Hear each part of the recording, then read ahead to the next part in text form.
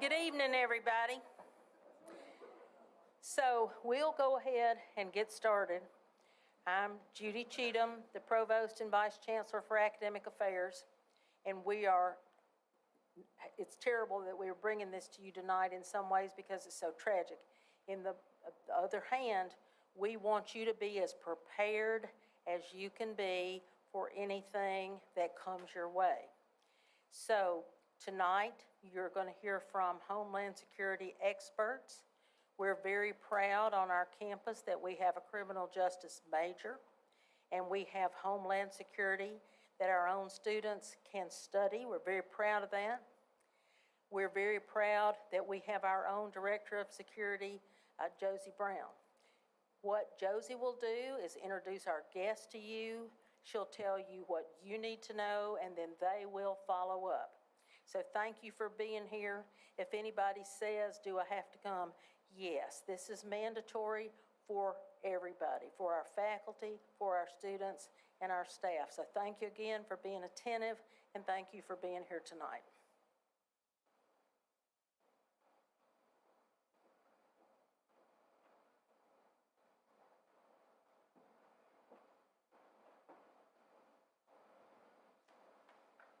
All right, as she said, thank y'all for coming. I definitely appreciate this. This is very crucial, important information for you, all right? So while we're doing this, I really want you to pay attention. If you have any questions, ask questions. We love questions, okay? If you don't ask, you don't know, right? Is that fair to say? Okay, all right. So, as all of you came in, you saw a QR code. Was anyone unable to scan that QR code on your UTS app? Show of hands. I know you, Jess. Any students that were not able to? If you were unable to scan the QR code, which is this one right here, come see me after this, okay? That's the only way you're going to get credit for being here. So if you were not able to scan it, I repeat again, come see me after this, okay? All right. So Homeland Security is going to come up next, or not, excuse me, I apologize. The chief is going to come up next. Chief Dickey with Pulaski Police Department. He would like to say a couple words. I really want y'all to see that we are here together for you. We have the chief here. The Sheriff's Department participates. We have Giles County EMS here. Homeland Security's here. We're all here for you. Right? It is our mission. It is our goal to keep you safe and to help you prepare for what we hope never happens. But it could happen. All right, so here is Chief Dickey. All right, thank you, Josie, for having me here. I'll be real brief. Maybe you noticed you said I had a couple of words. That's the cue to me to keep it real low. But anyway, I'm John Dickey. I'm the Chief of Police in Pulaski. Just wanted to share with you how this place, this city, this county is near and dear to me, as well as Sheriff Helton. He couldn't be here. I think he's vacating or whatever. But anyway. But he and I started at the Pulaski Police Department. He started in '89. I started in 1991, and we worked many years together. He went on to work at the Sheriff's Department, and he came back, and then he ran for sheriff, or was elected sheriff in 2006. And in 2007, I was appointed chief, so I've been there as the chief since '07. And he and I attended school here. We grew up here. We was born and raised here in Giles County. He attended high school at Richland. I attended high school at Giles County High. And I share that with you because we're not just, somebody come in here that they hired in law enforcement or whatever, and then, our roots is somewhere else. They're all implanted right here in this county and in this city. And not only is this city and county near and dear to us, this college is too. I mean, we've seen it grow from a 2-year to a 4-year transition, and then recently, a couple years ago, merging in with UTSouthern, which has been just a great thing, nothing but positive things that's come out of that. And our whole initiative with us, with the police, as far as law enforcement goes, is we want you to concentrate on your education and get your degrees, and it's our initiative and our desire to provide as a safe environment for you as we possibly can. But it takes all of us working together. You're going to have some presenters here that's going to give you some information that'll be invaluable that you're not going to get anywhere else. And I just want to share that with you, but I want you to understand that as far as anybody with the Pulaski Police Department, and I think I can say the same thing for the Giles County Sheriff's Department, that if you ever need to reach out or you need information or you want to talk to an officer, we're here for you. Once again, like I said, this is here, and when, I think Sheriff Helton's probably about ready to retire on his last term, and I'm not far behind. But we're going to be here. So it's not like, we go back home. When we go back home, we still be in this county and in this city. So I just wanted to share that with you. Thank you for having us here. Like I said, if you ever have anything, you reach out to us, one of our officers, you let me know. And if you don't get a good treatment from one of our people, I certainly want to know about it, because, we want to, I want a good face presentation from our police department and a good image. And we strive on that. So I want you to reach out to us and don't be ashamed to do that, okay? Thank y'all.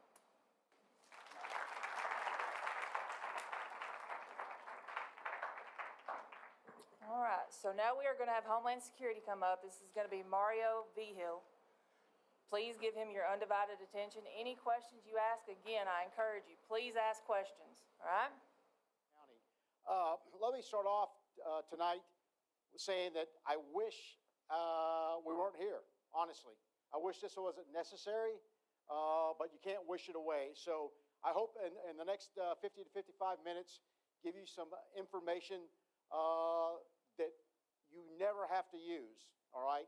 But again, wishing things away doesn't work. When I was in school, I wish I didn't have to take any tests, but when I showed up, it was still there and I had to deal with it. So if nothing else, if you take away from tonight some information that you can kind of store away, and if that terrible dark day comes where you have to react or you have to respond, you've got some training, some kind of memory of what to do. But with that said, again, I wish we weren't here tonight, but we are. So, real quick, this first part, I just want to give you some facts, some data, and go from there. But we live in a world now where years ago, active shooter events were not as commonplace. Does anybody know how many active shooter events have occurred in the United States as of today? And let me caveat that. An active shooter event is anything that involves 4 or more casualties. Any idea? Less than 100, 200, 300? What's that? No, absolutely not. I wish it was less than 100.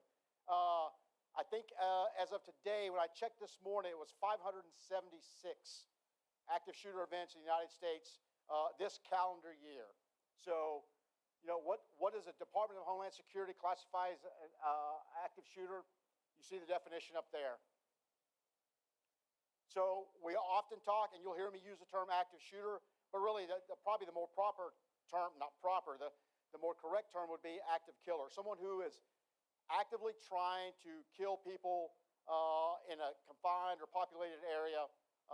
And generally the choice of weapons is guns, but you can use pretty much anything. But again, I'll just use the term active shooter for the presentation. So real quick, from a gun violence archive, if you really look on the mass shooting statistic, probably about 4 down. So in the year 2022, we had 647 mass shootings in the United States. Again, we're on pace now probably to get to that number, or maybe higher, with a little over 3 months left, or 4 months left, I'm sorry. But again, we can't wish this stuff away.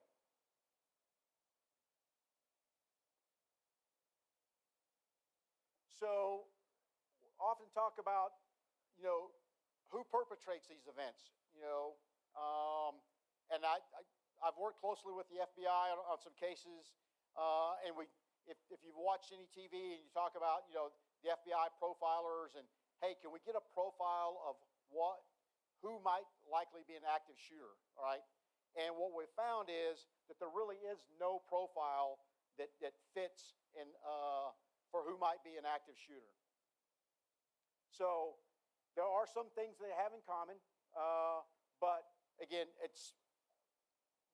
if you had one statistic, that's probably the bottom bullet there. There's things that lead up to these people committing these atrocities, all right? It's not and you'll see it later in the presentation, and you hear people say, well, hey, that person just snapped. People don't just snap. There's things that lead up to that act of violence. All right. So we've all probably experienced one or more of these stressors in our lives at one point, and we'll experience them as we go on. But that doesn't mean that our resort is we resort to violence. So this is what probably the most common thing is. The overwhelming majority of these offenders are male, all right? And 98% are committed by one attacker. In law enforcement, we train to deal with these events, and we're always in the back of our mind that maybe multiple attackers, but the vast majority are committed by one attacker. A lot of these attacks, most of these attacks are planned in great detail. It's not a spur-of-the-moment thing. And there's a term we use in law enforcement called leakage. These attackers will generally leak this information to someone, all right? Lately, they've been posting a lot of things on social media. And we, as individuals, as humans, kind of want to wish this stuff away. Well, Mario said this, but he didn't really mean it, all right? He's just trying to get attention or whatever it may be. If you go back in the last calendar year, the last 2 calendar years, some of the more spectacular attacks, the attack down in Uvalde, that offender, that attacker was actively talking to a young lady in Europe that morning, and he told her exactly what he was going to do, all right? So very compressed timeline for her to warn anybody, and it probably wasn't going to be able to happen to stop the attack. But again, a lot of these attackers will telegraph what they're going to do, and a lot of it is on social media. Here's some facts for you, and a sobering fact. A lot of the attackers come from within the communities that they attack, all right? You look at the numbers there.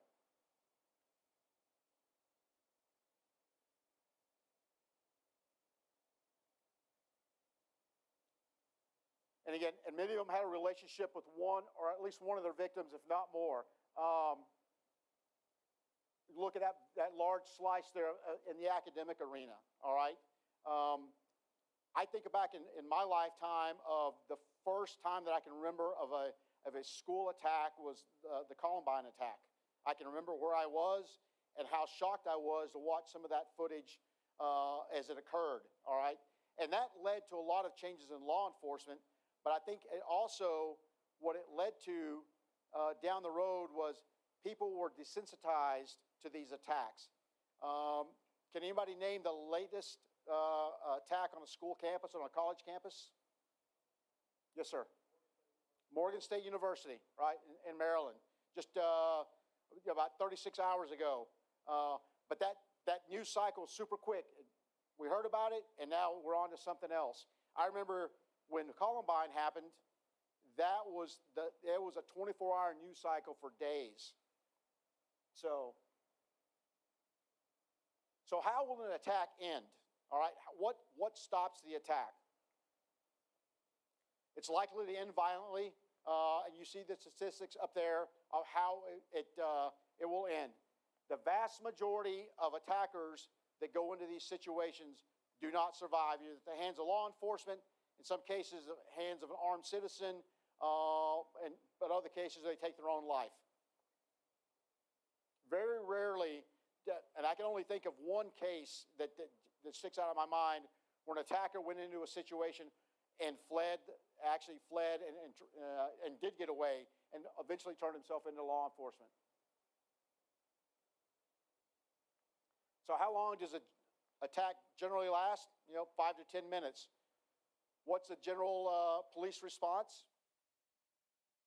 It's approximately the same, right? So a lot of damage can be done in that intervening time between when an attack starts and when you have a law enforcement response. Here in Pulaski, you're fortunate.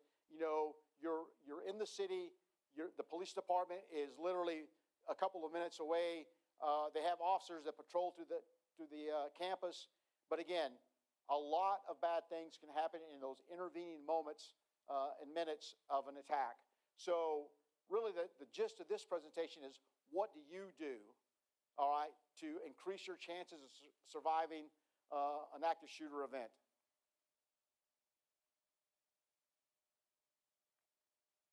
So any questions on those sobering facts, anything? But before we get really into the kind of the meat and potatoes of this. All right, so what do you do to prepare yourself? And not only prepare, I think more importantly, to prevent one of these things from happening.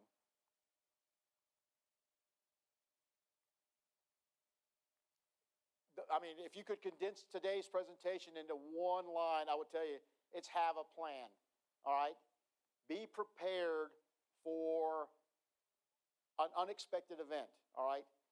Think back when you were in school, elementary school and middle school and high school. What drills did you have? I think back to my days, and I grew up in West Texas.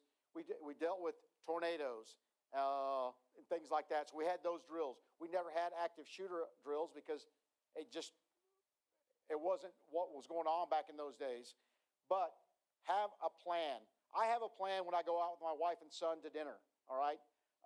And it's not an elaborate plan. If we go to a restaurant or we go shopping, we talk about really quickly, hey, if something bad happens, and generally, if a fire, think of fire, whatever it may be, power going out, hey, we're finding ourselves in a darkened place. We look for the exits, how are we going to leave, and what we're going to do, and how we're going to reconnect if we're separated. But just having that mental plan. How many exits out of this building right now, out of this auditorium?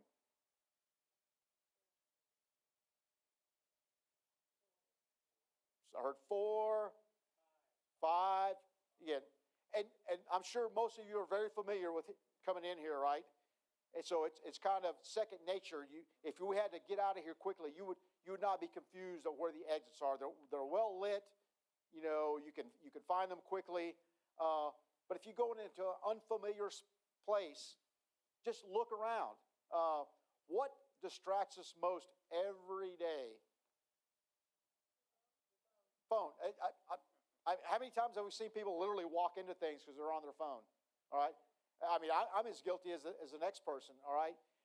We live in a society. We live in a kind of environment that where our phones kind of capture our attention and keep us out of kind of looking up and kind of getting situational awareness as we're moving out. So I would tell you, especially if you're going into an unfamiliar environment, just, hey, take a second, look around. Movie theaters, whatever it may be. Look around. If something happens, where are the exits? How do I get out of here? Have a plan.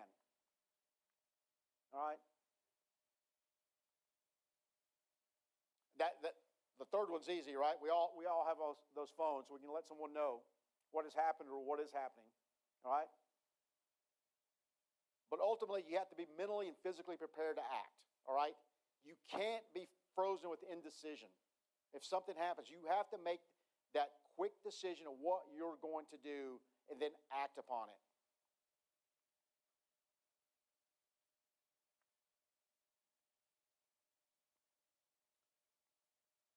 So, again, be aware of your surroundings. Have that plan and share that plan. When you go out with your friends or go out with your family, hey, if something happens, let's real quick. It doesn't have to take, more than a minute. I will tell you for my family, as a law enforcement officer, if I go out with my family to dinner, I'm probably going to react differently than if I was by myself if something were to happen. I would probably, my first instinct would be to take care of my family, make sure they're taken care of, they get to safety, and then if I had to take any kind of law enforcement action, do that second. But again, if I'm by myself, my actions are going to probably be different from the beginning. I will tell you, when we get to what you should do, I can't tell you today what you should do, all right? Only you can make that decision based on the circumstances, based on the threat you're facing. But what I can give you is some things to think about to help you to get to that instinct to act more quickly. I threw this in there today. The foster respectful personal interactions.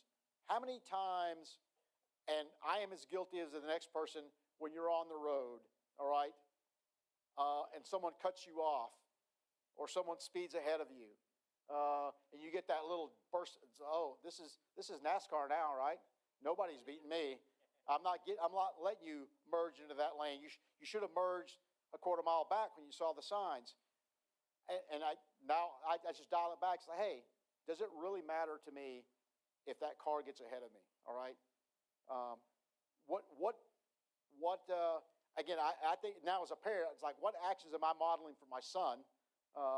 So, hey, if we give everybody a little bit of grace, I think that goes a long way at times.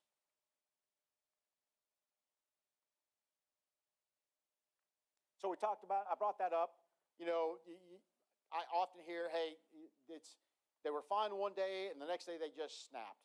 What statistics and data shows us that's not the case, all right?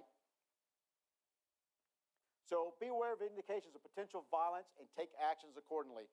And we'll talk about them. You'll see them up here, but these aren't all encompassing. And to say, hey, I noticed 2 or 3 things, that person's going to perpetrate an act of violence. Not necessarily, but you have to kind of take the whole thing into consideration. So these are not all encompassing kind of, but if you start seeing in your classmates or your workmates or wherever you are, some things that aren't their normal behavior, or things that, hey, I've noticed that Mario is you know, he's coming in late to work now, and he smells of alcohol, where before he was generally cheerful, he was easy to get along with. You start seeing these indicators that something's going on in Mario's life that's probably not good, and could, if everything else being the same, maybe be indicators of potential acts of violence.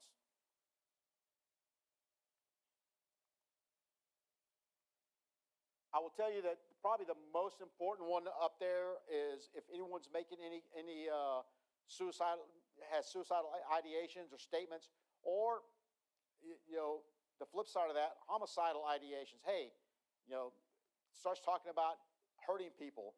Those are things that you can't kind of try to wish away. You have to let someone know. And we'll talk about how you do that. Obviously, the app you were all scanning today, that's a part of it. Being able to, number one, for you to gather information, but also for information to be communicated to you quickly. But I'll give you another one at the end of the day, or at the end of the presentation, that, hey, if you see some suspicious activity and you want to report it, it's an easy way to do it. You can do it anonymously if you want to, but it's been very, very successful in the K through 12 schools, and we're wanting to broaden it out to universities and colleges as well. Look at the bottom one, social media displays. I will tell you, the majority of cases I investigate on threats to life come from social media, where someone has posted or said something on social media that what I found out, probably wouldn't do face-to-face with the person, all right? But they feel emboldened because there's a physical separation and distance, and they probably wouldn't say that to a person face-to-face, but they do on social media. And at the end of the day, when a person like me or local law enforcement shows up their door, what I found out is that they're generally surprised. I'll tell you very frankly, they didn't expect anyone to investigate these things. The way we look at it is, we have to run down every threat. Even if I look at it at first glance and go, this is probably not credible, I can't depend on it, you know, take that chance, all right? So we'll investigate, we'll make contact with that individual and try to figure out, is it a credible threat? Do they have the means? You know, do they have weapons accessible? What was their thought process about it, and going from there. But again, social media displays are one of the first things I look at to see if there's any indicators.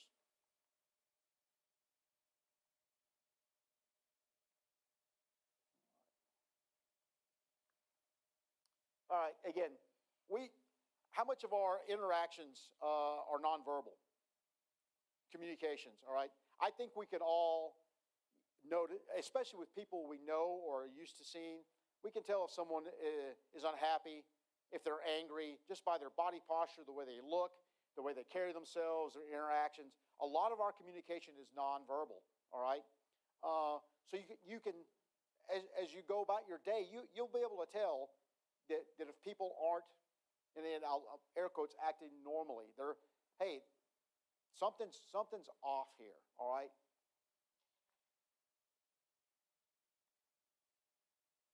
Again, the caveat, because you see some of these things, does that mean that that person is going to become, perpetrating an act of violence?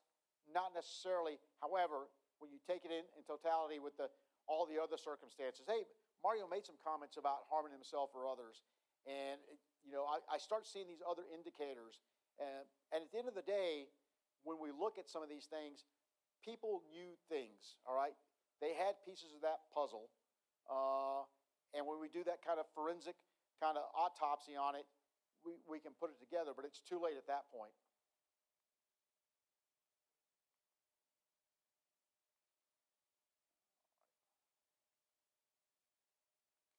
So I asked Josie earlier this evening about the weapons policy on campus. As I understand it, you're not allowed to have, as a student, not allowed to have a weapon on campus, in your car, if you live in the dorm. But we live in a state where the possession of a weapon, if you don't have the other disqualifiers, you can go around armed without a license, and wear it either concealed or openly. So this part is, if you're in an environment where there's not supposed to be weapons, I'll give you some signs to look for to see if someone is possibly carrying a weapon. So let me run them all down here first. So the number one there is a security check. When a person who's not used to carrying a weapon,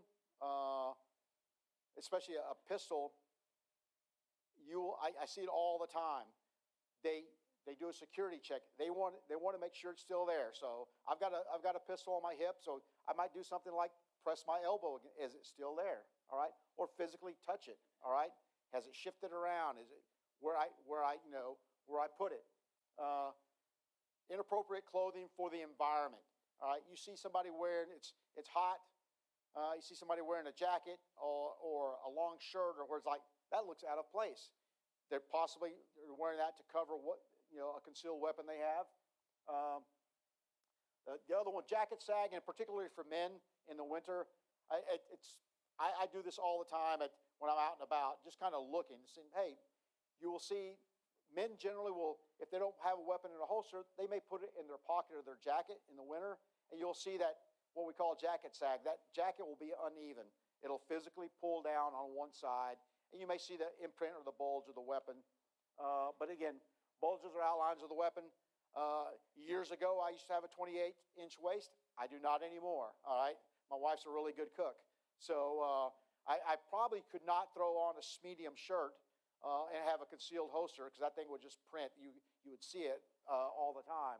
So bulges are outlines of weapons.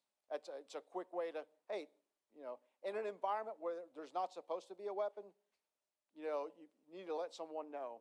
Then obviously visible weapon. Well, duh. See, where folks might be wearing a T-shirt and they reach up to grab something and their garment pulls up and you physically see the weapon. So just some things to look for. Again, just because someone is carrying a weapon doesn't mean they mean anybody any harm. However, in an environment where there's not supposed to be any, you need to let security folks know what's going on. Any questions on that? So, what's the response, all right, to one of these events? And I'll tell you, it just depends. It depends on what your role is, all right? Are you a student here, or are you faculty? Do you have a sense of responsibility to, maybe there's two or three of you, and you're kind of, hey, I feel responsible for these people. that might determine what your role is and what your response is to an event. At the end of the day, the bottom bullet there, note that the decisions you make must be made quickly to protect your life and possibly the lives of others, all right? Again, the second, somebody going to look to you for guidance. As a parent, you know, I know my son's probably going to look to me. Well, maybe not so much now. He's 16 and he knows it all. But, you know, before that, Dad knew a couple of things, so he might have turned to me for guidance. But again, you're going to, as you leave school and you move into employment and you get into these different roles, you're going to be put into positions where people are going to look to you, hey, what should I do? And I'll give you a quick story about 9/11 and the Twin Towers. There were businesses, there was people in the second tower that was struck. When the first tower was struck, there were people that got up and said, I'm out of here. I'm leaving. It's not in my building. It's in the building next door. I'm leaving. And they exit. There was other places where businesses made announcements. Hey, it's all okay. Go back to work. It's under control. And some people did. And generally, those people didn't survive. We all have that. You know, your spidey senses will tingle when something's out of place. Trust your instincts, all right? I will tell you, if something doesn't feel right, trust your instincts, all right? Don't let somebody talk you out of doing something for your safety to go, hey, don't worry about it. It's all good. You know, it's years and years and years, you know, of humans being on this planet. Trust your instincts. You know when something's wrong, all right? So what are your options? And I will tell you, they're labeled option 1, 2, and 3. Don't look at this as an algorithm. First I must do 1, then I must do 2, then I must do 3, all right? These are just the way they're laid out. You may not have option 1 and 2. You may be confronted with your only chance is option 3, all right? So what would option 1 be? What do you think we would say option 1 is? Get out of Dodge, right, right. Leave. Get yourself out of that situation, all right? Yep. So, you know, I will tell you, there's some people that go, hey, maybe you should rename these. We call it run, hide, fight, all right? I'll just give the answers to the test. But again, some people go, well, should we tell people to run? What do we call it? Run, escape, you know, flee. Get yourself out of that situation. Probably the best option if you're not in immediate danger, all right? If there's gunfire as part of this building, you know, we're probably going to go out this way, right? The majority of us. Hey, the danger sounds like it's coming from my left, you're right. I'm probably going right, you're going left, right? We're getting away from it. If that's an option for you, all right?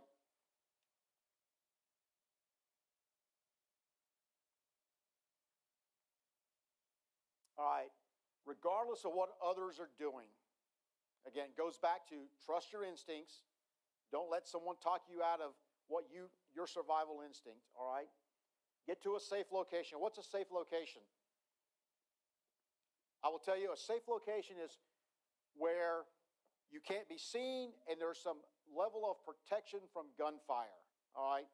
Something that would, if bullets were to go in that direction, they would stop them. And I spent years in the Army, and we use the term cover and concealment. Fancy words for saying cover protects you from bullets, concealment just protects you from view, all right?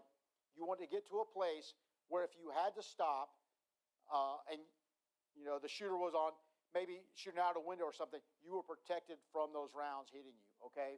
So once you're there, if safe to do so, call 911, all right? Let someone know what's going on. Let them know your location. Even if you can't talk, at least get that call made and leave it as an open line. And really, you'll see more so if you have to take option 2 where you're barricading yourself in somewhere. So in a classroom environment, obviously, if you hear shooting in the hallway, you probably shouldn't go out into the hallway, right? I mean, Anybody here, when you're in high school, did you not have any kind of active shooter drills? I think it's commonplace.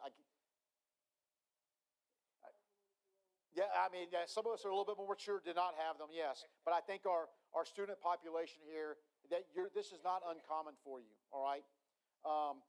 Talk about, have you heard the term hard corner? Has anybody talked to you about, hey, the corner you should get into?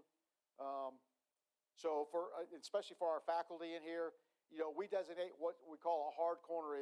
If this is the door, the room is there, whatever corner is closest to the wall where the door is and away from that door, all right, is a hard corner. All that means is if someone were shooting through the door or through the window on the door, it's almost going to be physically impossible to hit that corner, all right?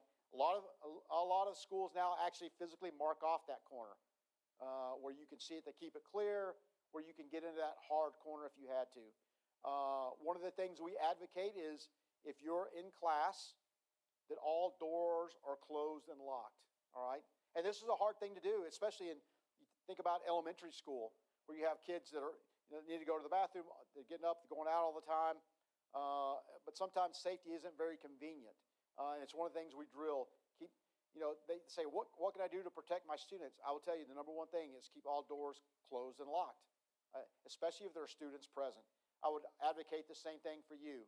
I mean, I think there are probably some communities now where you live where people still feel comfortable leaving their front doors unlocked before they go to bed.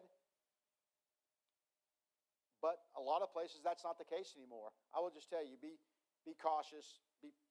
Take measures that are reasonable. All right. So again, find a safe place. Again, talk about that hard corner. Lock the offender out. If you happen to be in a place that you can't fit, there's no lock on the door, or there's some places you have to go outside to lock the door, then try to barricade yourself in. Push heavy furniture, whatever it may be, quickly in front of that door and barricade yourself in. The vast majority of active shooter events are over in that 5 to 10 minute span, and some even much quicker, all right? I have watched dozens and dozens of camera footage of active shooter events, and I will tell you, the shooter knows that as soon as someone sees them with the gun or they fire that first round, that time is ticking for that event to be over for them. It's going to go quick. So they're not looking to breach a door, a locked door. They're looking for easy access to potential targets. That's what they're doing. I've watched it. I'm sure Chief Dickey has seen them. I know my agents have seen them. They're checking doors, and if they can find an open door, that's where they're going to go into. If you stop that right there, they're going to bypass that door. They're going to go on to somewhere else. So quickly, if you can, lock the door or barricade it and get in that hard corner.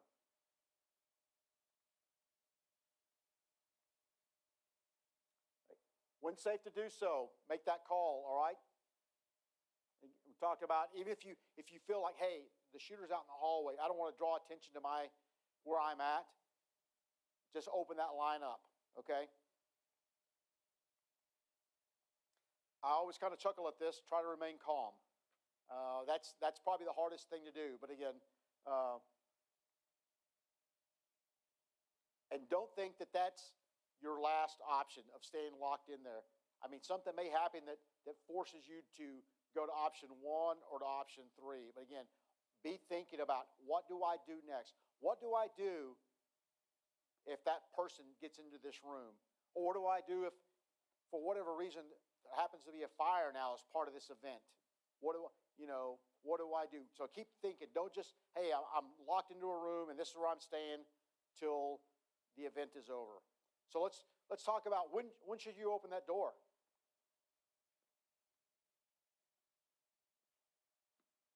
You're on the floor. When should you open the door? Oh yeah, it's like I should have said on the floor. What do you think? When the police get there, all right?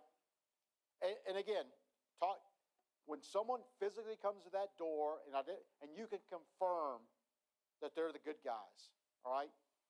That's part of that, making that call. I'm in room 310. of, I'm making this up, obviously, of the Martin building. There's 4 of us in here. I'm going to stay on the line, and you let me know when someone's at my door and you confirm. It may be a longer period of time, but wait till hey, the person on this other side of this door is law enforcement, or it may be, it probably will not be just faculty by themselves. I'll just tell you that, all right? But law enforcement, that's when you open that door and kind of exit. So again, we've gone through option 1 and 2. What's option 3? Fight, right? Not the preferred one, obviously, but you may not have any other choice. So,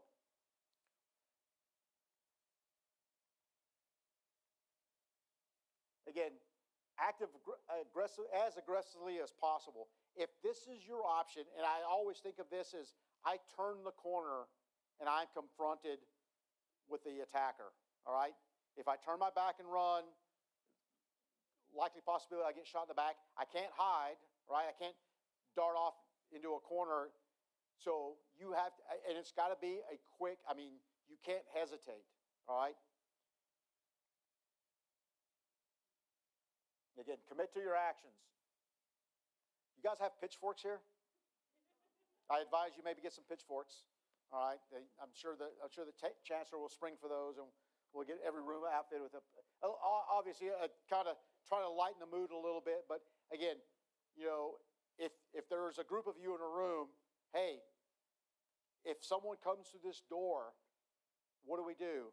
If you have fire extinguishers, whatever it may be, improvised weapons. But again, at that point, you've got the least best option going, but you have to commit to it.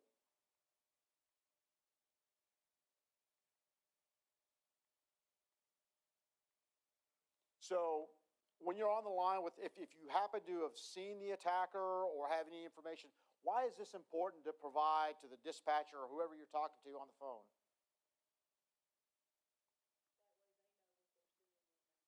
Yeah, so if you happen to know, hey, it was a male, approximately 6 feet tall, dressed in a black shirt, blue jeans, carrying a pistol.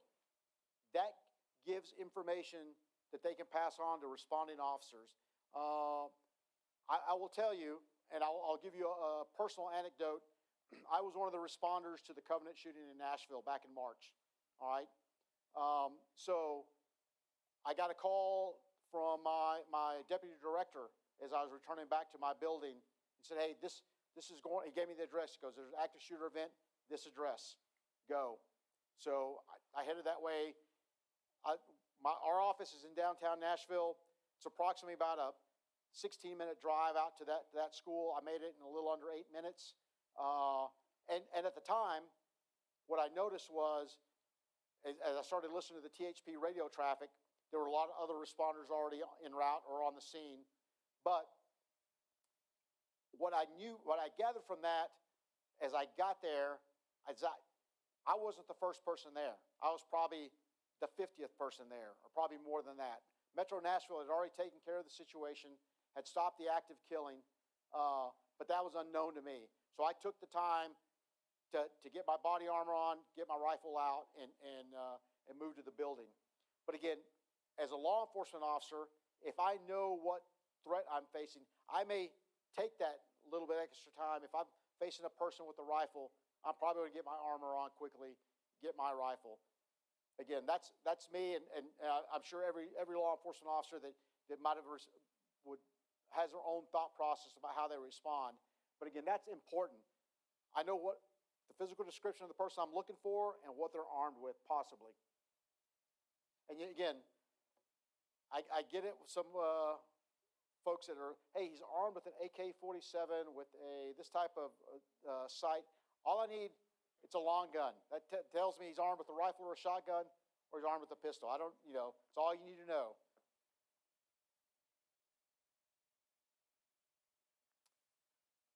Importantly for you, hey, if you can tell them how many people are injured, all right, and their possible locations. So for the law enforcement officer responding, those first officers responding, their job is to stop the killing, All right, that's our mantra now. It goes back to Columbine, where they followed their procedures. They cordoned off the school, right? And they waited for specialized units to arrive to take care of the problem. In that interim, those two offenders killed more people. Again, that changed our mindset about how we respond. And I'm sure Chief Dickey could echo this. You know, years ago in law enforcement, you didn't go into any place alone if you didn't have to, right? Now it's, if you're the first officer on the scene, you've got to go in. Regardless of backup, how far they're away, you have to go in and stop the killing if you can. So what happened when help arrives? I touched on it. Responding officers, their job is to stop the attack, all right? So those first responders are going to bypass people that have been wounded. They're going to go to wherever the attack is and put a stop to it. They're not going to take the time to stop and render aid, because the longer we allow that attack to continue, the longer and the more victims you have.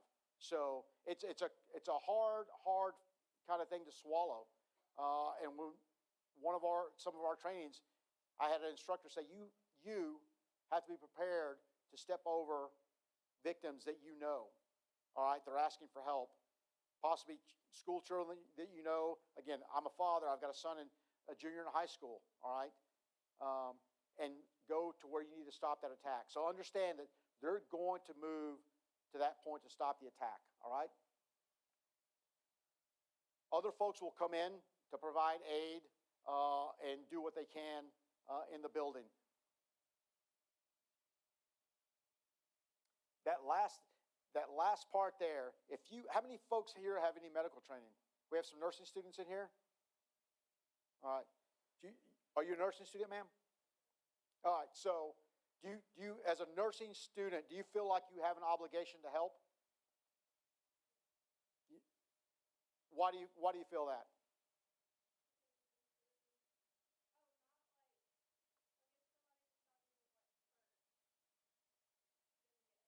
Yeah. Yeah, because you feel like, hey, I have some level of training, I can help, and all good. I will tell you, what I would ask you to do is, certainly, if you don't have to risk yourself to help someone, do what you can. But I would caution you to not let that sense of, hey, I've got some medical training and the shooting is still going on, to endanger yourself to help someone else. And again, that's just my caution to you. I can't tell you exactly what you're going to do. You're going to make that decision, all right? But what we don't want is more victims, obviously. But if you're in a safe environment or a safer environment where you feel like you can render some aid without endangering yourself or others, absolutely do so. And I'll give you a link where you can go to get some, even if you're not you're not going in the medical field, what you can do to kind of help in these situations. So, stopping the bleed, invaluable training, and you will probably need this at some point in your life, and it's probably not going to be in an active shooter event. All right? If you're a male, all right, generally, we're going to do something stupid with a knife. All right? Probably showing off for our buddies. And then we're like, oh, that's not good. So I'll say this because my wife's not here. It's sometimes a dangerous environment with her cooking in the kitchen and knives. All right? If any of this gets out, I know where it came from. All right? She has cut herself more than once in the kitchen. So, but knowing how to just stop the bleeding is invaluable training, separate of this topic. So you can do it online, bleedingcontrol.org or any other, just Google it, and you'll have my wife taught herself how to do drywall through YouTube. I'm like, is that a new wall? Yep, learned it on YouTube, and it's great. That means I don't have to do it. But again, I would tell you, knowing how to stop the bleeding is invaluable for you. All right. So if you have any questions, there's our how to get a hold of us and all that. But really, what I want to do is open up for questions, because I think that's really what's on your mind about any of this. Did it make sense or not make sense? Or, hey, usually there's some what ifs, right? What if this happens? What should I do? Any questions at all? Come on. Yes, ma'am.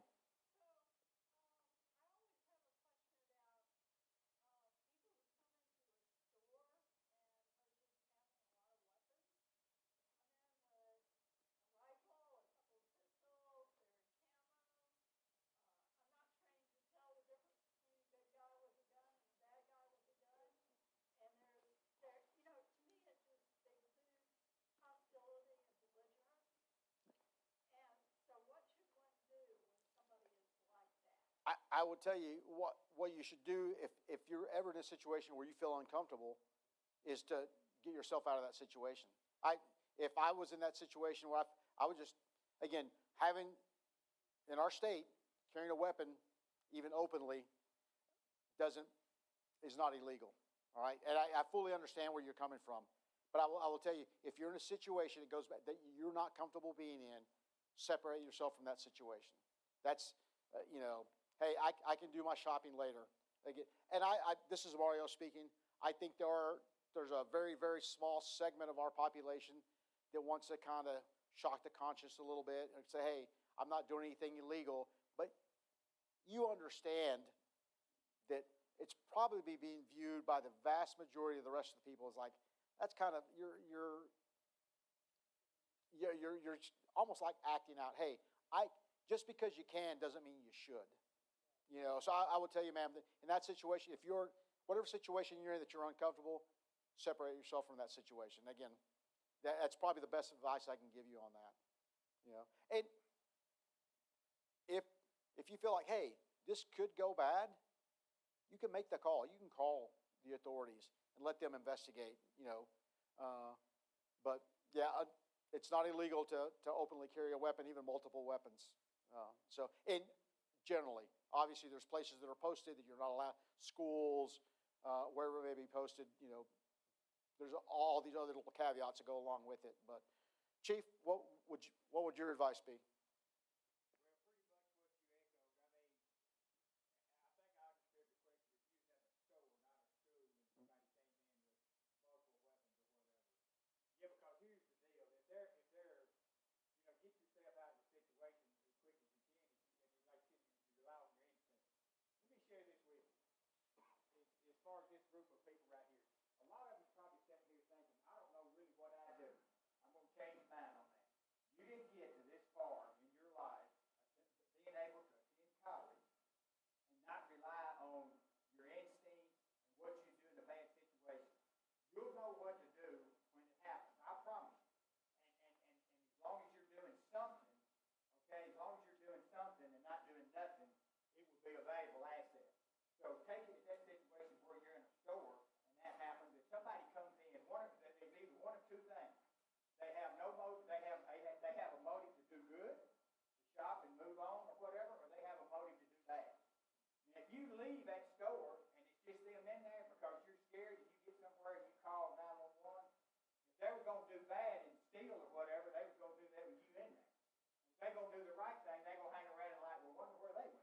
You know what I'm saying? And they'll still be there when the police show up or whatever. So get yourself out of that situation. And it's like anything else, and I think you've echoed the whole point of this, of what you can do if you're involved in something like that, is you want to separate yourself from that threat as far as you can. You can't worry about your buddy down the hall in another class or somewhere else. Everybody's got to act individually and do what's right. And if you do that, and if you think there's a threat over here, then you need to go this way, or vice versa. You don't want to head to it. You don't want to go to your car if you got to run past them to get to your car. You want whatever you got to do. You got to separate yourself. And whether you're in a store out here or where in a mall or anything, if you'll do that, you can't worry about who's with you. If you got a buddy and you got a friend and they're in the male section of the mall shopping and you're in the female or vice versa, naturally you want to try to find and locate them. But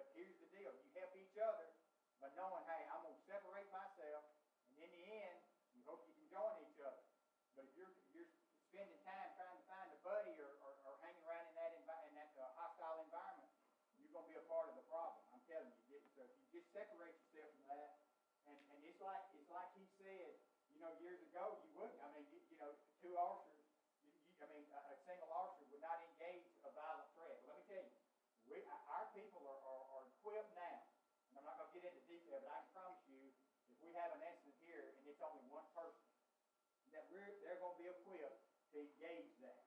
Okay? They can't rely on SRT team. You know, some of them's working, some of them's off, some of them's on vacation to assemble all that. Each individual officer is going to have to act independently and try to engage that. So, and in doing so, and all that, let me tell you, all that disrupts the person anyway. See, by you fleeing and separating yourself and all that, that disrupts them. I mean, so that you know what I'm saying? That disrupts them, and that's what you want to do. And I hope I've answered your question, but I'm telling you, I don't care what it is. If you're in church, if you don't like what the preacher's saying, you feel forced out of that. Really, I'm being facetious, but if you do that, look, no harm, no foul. I mean, what's the worst somebody can say? Well, Johnny come in here, and some guy walked in with guns, and he took off out of the store, he must have been scared. That's okay. You know, it's rather be scared and be all in touch than it is to be, be brave and hang around and maybe be part of a problem, okay? So. Thank you, Chief. Hey, so don't take that as if you go to church, don't take that as, hey, I can get to the buffet line earlier if I just go ahead and book out halfway through the sermon. All right, so any other questions? Well, listen, thank you so much for your time. Thank you for your attention. I know it was mandatory, so it wasn't, but I hope that you got something out of this. If you have any questions, obviously Josie is your first line of, hey, he covered this. Is there any more information? You can always reach out to us. Certainly the Pulaski Police Department, the Giles County Sheriff's Department are invaluable resources for more information. But again, thank you so much. I hope you have a very, very great year. I hope, again, that you look back and go, that was a wasted hour because I never had to use any of that stuff. I'll be perfectly fine with that. Again, thank you for your attention. Thank you, ma'am. Thank you all.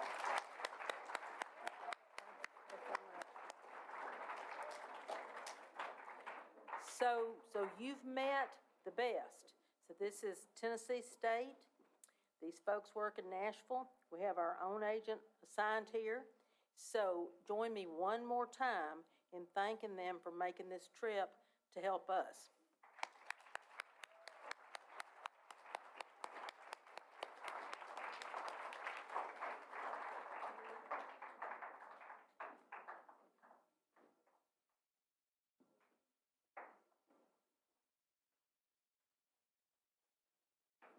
Okay, now real quick, we're going to go over RAVE just to make sure that everyone is signed up. Okay? I think most of you I called at the beginning of the school year. So if you have not signed up for RAVE, again, this is our emergency alert system.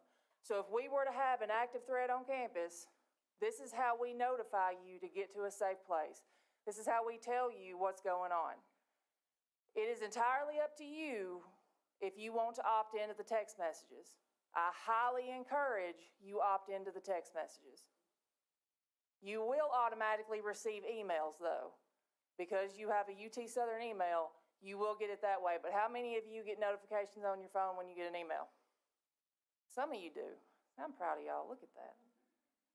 I've been preaching for years, check your email. We're here. We've made it. So, that's awesome. So, there will be two ways that we notify you that there's something going on campus. That's how we will be doing the drill Monday. That's how we will be letting you know when you need to act in that drill. So, this is what it will look like on your phone. So when you go to the UTSouthern website, you go all the way to the bottom, this is what you're going to see. Okay, if any of y'all need to do it, go ahead, scroll to the bottom, click on Campus Security.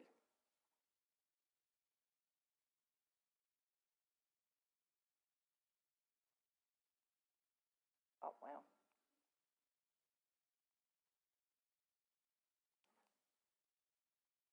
So once you get to Campus Security, you're then going to click on the Sign Up for RAVE, big orange button.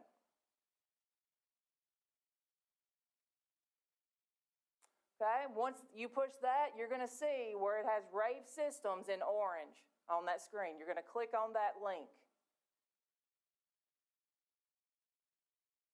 Is Is anyone having any issues so far? Okay. Ooh, too far. Apparently I can't work a clicker. Kevin, can you go back? Okay. Once you click on, no, one more, forward. Okay, once you click on the link, this is what your screen's gonna look like. Now, some people have to go to their actual account at the top. You'll see where it's circled. Some, it'll automatically take you to this screen. You're gonna see where it has your mobile phone. If it already has your number there, it may have verify next to your number. So go ahead and verify that. If it does not, that's where you're gonna click add. That's also where if you get a new phone number, you have to go in and update that. If you do not go in and update that, we do not have your new cell phone number, right? So this is gonna be how you go in and change your number. The next one is gonna take you to this screen where it's gonna allow you to put your number in. You put your number in, you're gonna click continue.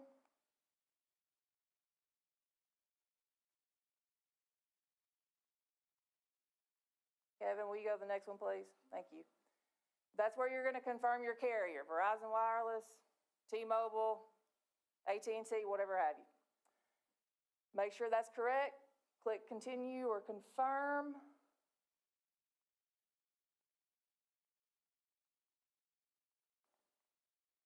And that's it. It's easy as that. It takes 1 second to do that, right? Now, once you've completed that, you may need to go back through that for it to ask you to verify your number. Either way, you're going to get our notifications at that point, but when you go through that again, if you have to update your number, you may see at the top where it says verify. All you got to do is click verify. It's going to send you a text message with a code. You put that in, easy as can be, all right? Does anyone have any issues going through that process? All right, if anyone did, if you need to see me after this, come see me. I will make sure that you are signed up for that. Now, one last chance. Are there any questions that y'all have that you want to ask any of these people that are here? That's what they're here for. They're here for you. Anything lingering, this is your chance to ask. Anyone else? Yes, ma'am. Sir, ma'am. Yes. You will receive a text message and email when it starts. You will receive another one when it ends. Any other questions? Okay. All right, if you have any that you just didn't want to ask in front of everybody else, come see me. All right, come see me. I'm here to help you. That's what I'm here for. Thank y'all.